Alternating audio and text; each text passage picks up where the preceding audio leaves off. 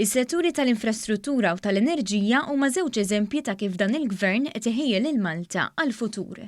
Dan l-impenn kien sostnut mill-Prim Ministru Joseph Muscat meta tkellem dwar il-proġett tal-junction tal-Marsa. Jumejn wara li ġew inawgurat l-ewwel żewġ flyovers f'dan il-proġett li qed isir b'investiment ta' 70 miljun euro.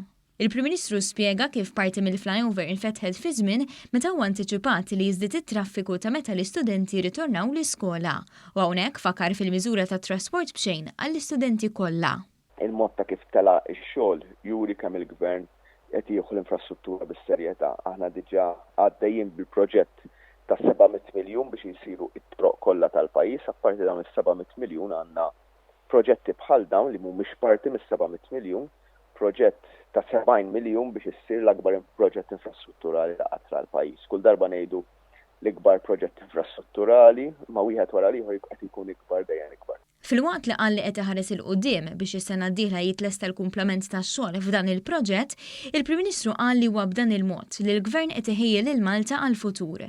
Fil-fatt, meta tkellem dwar iż-żieda internazzjonali fil-prezz taż-żejt, Dr. Muscat qal li l-Gvern jista' jagħti garanzija li l-kontijiet tad-dawl u l-ilma mhux se jiżdiedu.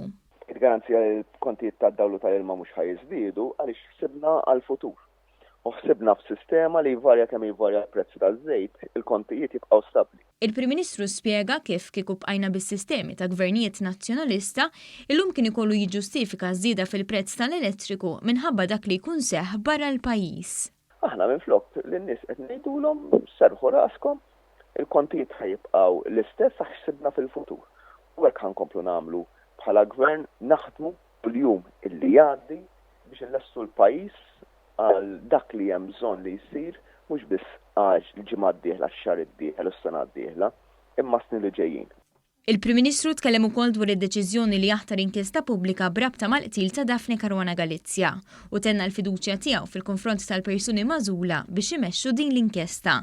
Kif edna mill-bidu nett meta kien hemm sejħa din l-inkjesta pubblika, aħna dejjem edna bħala Gvern illi naqblu illi ssir il-riserva tagħna kienet meta u kif ħalli ma jkunx hemm l-ebda interferiment fil-proċessi l-oħra li għaddejjin fir-rigward ta' 3 persuni illi inqabdu pratikament b'mod immedjat u qegħdin jiġu akkużati biqtil tas-Sinjura Caruana Galizia. Irrefera r-rapport tal-Assembleja Parlamentari tal-Kunsill tal-Ewropa u spjega kif minkejja li hemm riservi kbar dwar il-metodoloġija użata u l-fatt li r-rapport huwa mimli bl-ineżattezzi, il-Gvern daħal f'diskussjonijiet mal-Kunsill tal-Ewropa.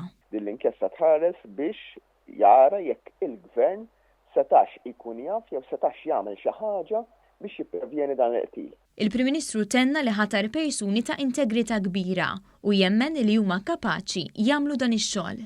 Ovvjament jillist illi inħares u nisma' dak li għandha xtejt il-familja Caruana Galizia, jien diġà komunikajt magħhom illi lest niltaqa' magħhom m'għandi l-ebda problema jien li niltaqa' ma' ħadd u għalhekk inħares il-qudiem illi nkun qed niltaqa' magħhom kun innota li ħadd ma ikkritika terms of reference u ħadd ma qiegħed jikkontesta l-etiċità u l-saħħa u l-fibra morali tal-persuni magħżula.